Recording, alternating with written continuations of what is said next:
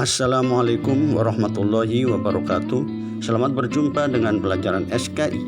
Materi pada kali ini adalah Kerajaan Islam di Sumatera. Mari kita awali dengan membaca Bismillahirrahmanirrahim.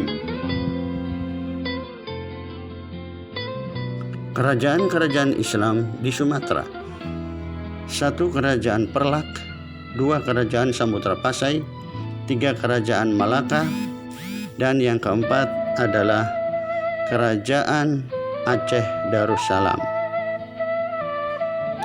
Kemudian kita akan menjelaskan tentang Kerajaan Perlak. Kerajaan Perlak disebut sebagai Kesultanan Islam pertama di Nusantara dan Asia Tenggara.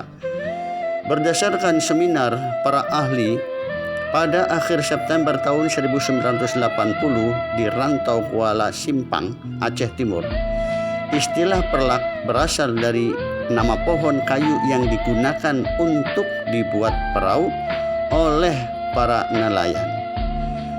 Orang-orang Aceh menyebutnya sebagai Bak Perlak. Ahli yang mendukung Perlak sebagai Kesultanan Islam pertama di antaranya adalah Ali Hasyim, sastrawan bernama lengkap Muhammad Ali Hasyim.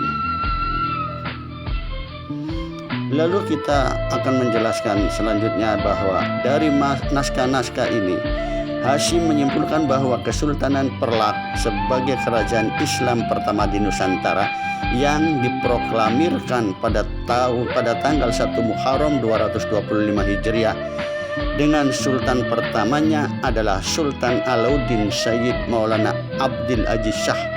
Kesultanan Perlak berakhir pada tahun 1292 Masehi. Hal ini sesuai dengan disatukannya ke Kerajaan Pasai di Samudra Gedong, Aceh Utara sekarang. Raja-raja Kerajaan Perlak.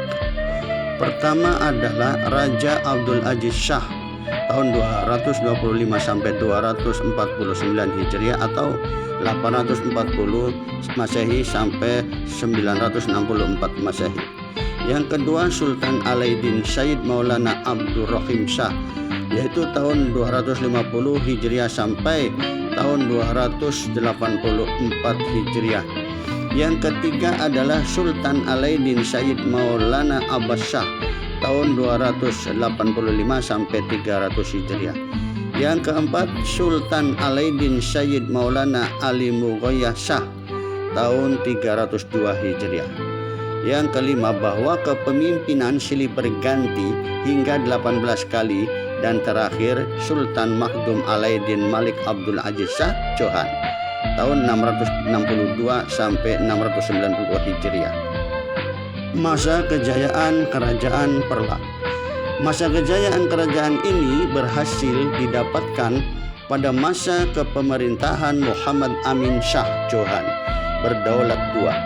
Kerajaan ini mampu berkembang terutama di bidang pendidikan Islam dan dakwah Islamiyah. Pada masa ini juga raja mengawinkan dua putrinya dengan pangeran dari Kerajaan Samudra Pasai, yakni Putri Ganggang Sari dan Putri Ratna Umala, sehingga mendorong kesejahteraan kesultanan ini sejahtera. Runtuhnya Kerajaan Perlak. Bahwa Kerajaan Perlak runtuh karena anggota keluarga kerajaan saling berebut kekuasaan pemerintahan sehingga berbuat ketidakstabilan. Para pedagang yang melihat hal itu akhirnya memutuskan untuk pergi ke tempat lain, yakni Pasai. Akhirnya kerajaan runtuh dan berganti menjadi Kerajaan Samudra Pasai. Yang kedua adalah Kerajaan Samudra Pasai. Penguasa Kerajaan Samudra Pasai terdiri dari dua dinasti, yaitu sebagai berikut. A. Dinasti Merah Khair.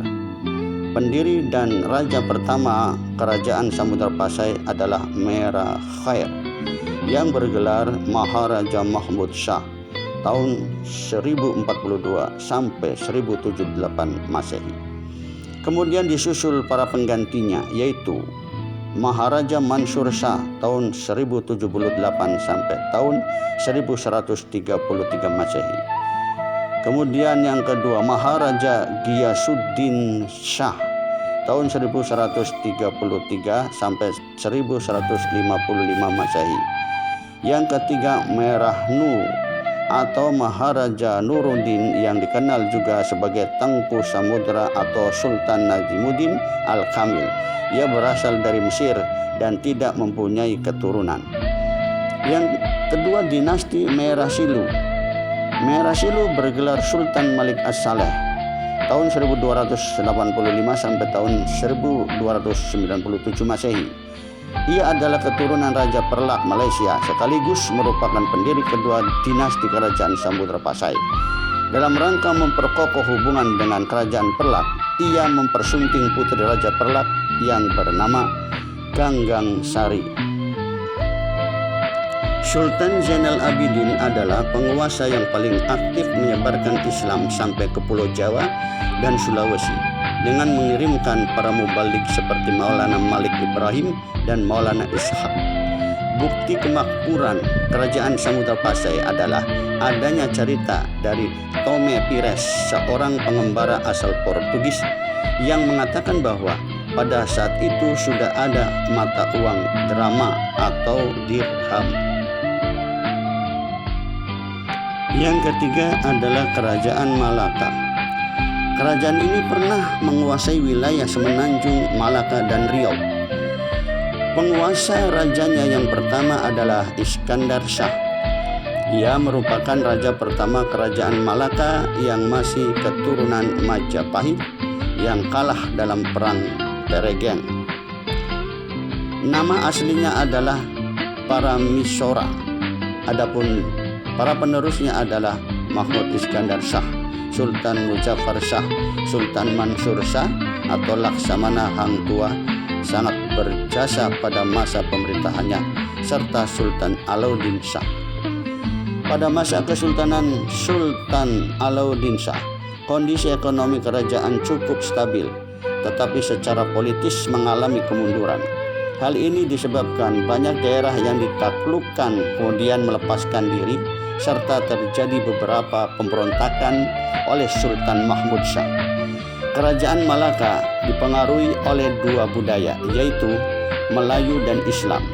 Hal ini menjadikan Kerajaan Malaka memiliki corak budaya egaliter, terbuka, demokrasi, serta menghargai budaya lain.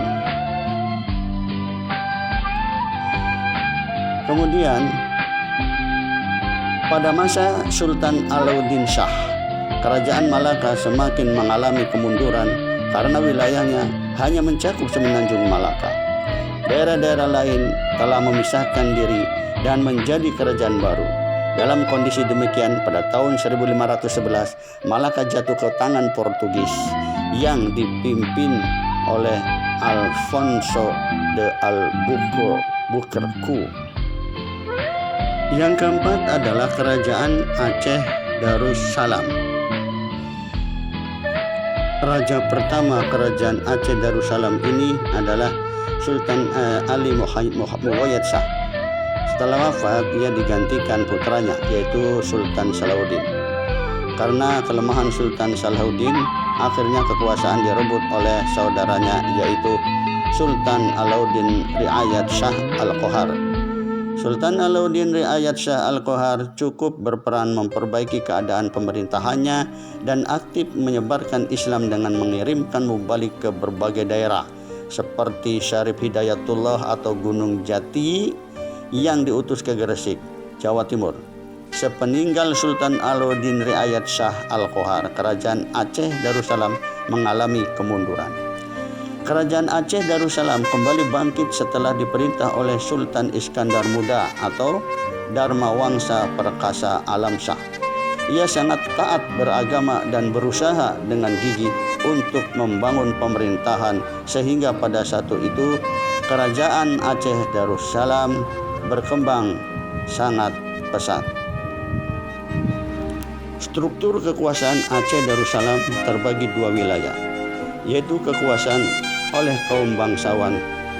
Wilayah kerajaan terbagi-bagi menjadi daerah-daerah kehulu balangan yang dipimpin oleh Ulai Balang.